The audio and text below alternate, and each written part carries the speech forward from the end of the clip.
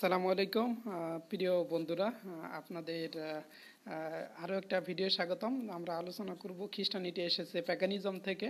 সেটা আজকের পর্ব হলো যে গান বাজনার এই বিষয়টা, এটা মানে খ্রিস্টানরা সরাসরি প্যাগানিজমকে ফলো করছে, সেটা আমরা মানে সরাসরি আপনাদেরকে দেখাবো।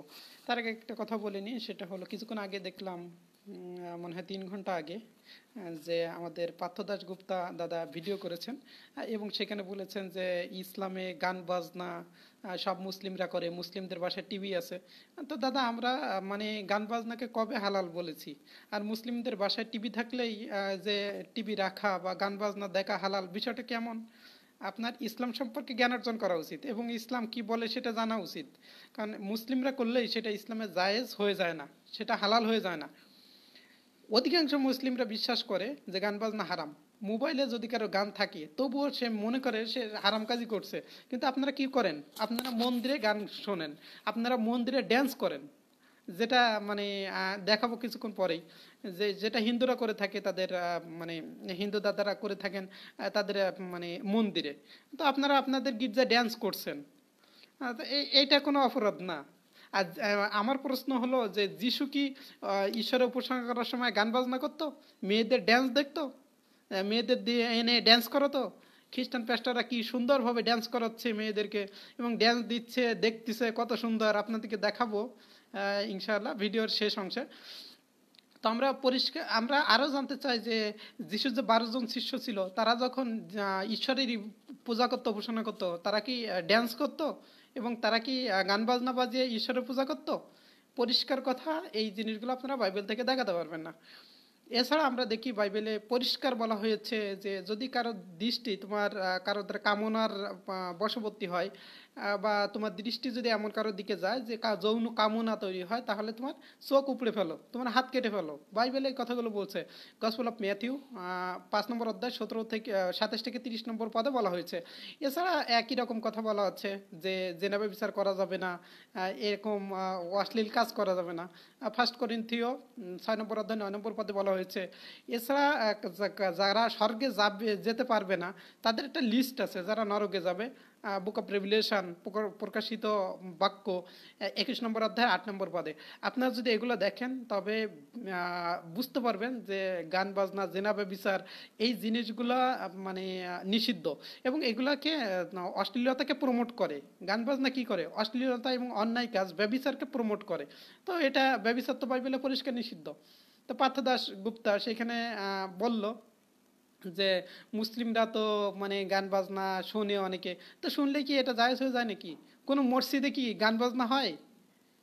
আমরা যে ঈদের অনুষ্ঠান করি, ঈদের যে ফেস্টিভ্যাল করি, ঈদের মাঠে কি আমরা গান বাজনা শুনি? কোন একজন মুসলিম করলে তো সেটা ইসলামে হালাল হয়ে যায় না। ইসলামে নীতিমালা আছে, বরং আপনাদের কোনো নীতিমালা নেই।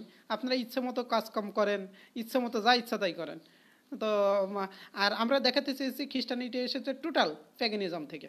এবং এই যে গান বাজনা সংস্কৃতি, এই গান বাজনা কারা করে?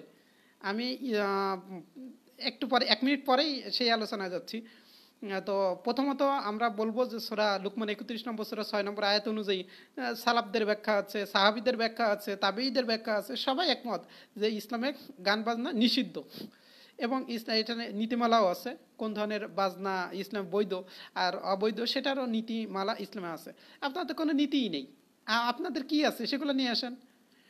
তো এখানে পরিষ্কারভাবে আমরা যেটা বলতে চাই সেটা এই, যা ইসলাম থেকে দূরে সরায়, যা আল্লাহ এবং রসুলের মানে আল্লাহ রসুল যে জায়েজ করেছেন, অনুমতি দিয়েছেন, তার বাইরে যায় এমন সব কিছু ইসলামে নিষিদ্ধ, সে যেই করুক না কেন। সুতরাং পরিষ্কার কথা, আমরা কোনো মসজিদে কখনো গান বাজনা করি না, কোনো মুসলিম মসজিদে গান বাজনা করবে না, আর করলেও সেটা ইসলামে বৈধ হবে না কখনো। ইসলামে কোরআন সুন্নাহই হলো আমাদের জন্য চূড়ান্ত।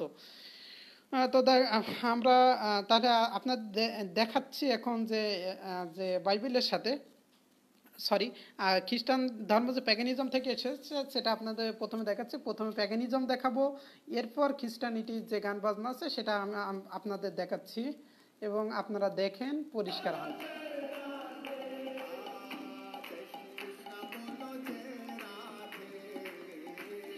আমি ইউটিউব থেকে দেখাচ্ছি আপনাদেরকে।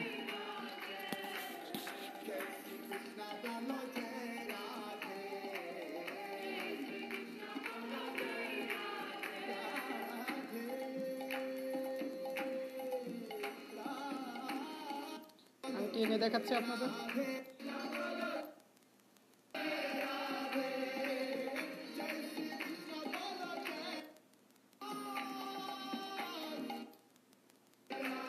আমি টেনে টেনে দেখাচ্ছি আপনাদেরকে এবং আপনারা দেখেন পরিষ্কার যে এবার আপনাদের এরপর দেখাবো।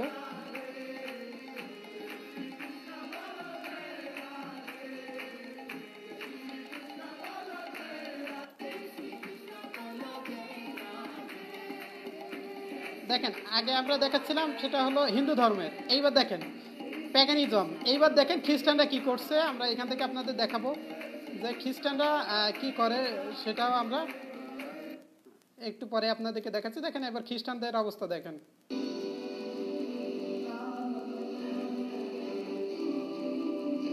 দেখেন খ্রিস্টানিটি যে টোটাল প্যাগানিজম, এবং এই গান বাজনা হলো প্যাগানিজমের মানে হাতিয়ার, এবং প্যাগানিজম থেকে এসেছে। দেখেন আপনারা মিলিয়ে নেন সব তথ্যগুলো। দেখেন খ্রিস্টান চার্চ, আমি আপনার বড় করে দেখাচ্ছি। দেখেন খ্রিস্টান চার্চ বসে আছে।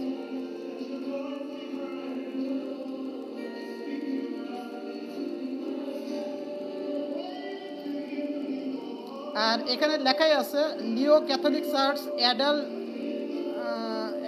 Dan church. তাহলে একদম প্রুভড, এটা প্রমাণিত যে খ্রিস্টান ধর্ম প্যাগানিজম থেকে এসেছে। তাহলে টোটাল আমরা প্রমাণ করে দিলাম। যাই হোক, আমরা আর এদিকে যেতে চাচ্ছি না, ইসলামে এগুলা নিষিদ্ধ। শুধুমাত্র আপনাদের প্রমাণগুলো দেখানোর জন্য এই কাজটা করেছি, দেখাইছি যে তাদের অবস্থা কি। দেখেন তো এই হলো তাদের অবস্থা।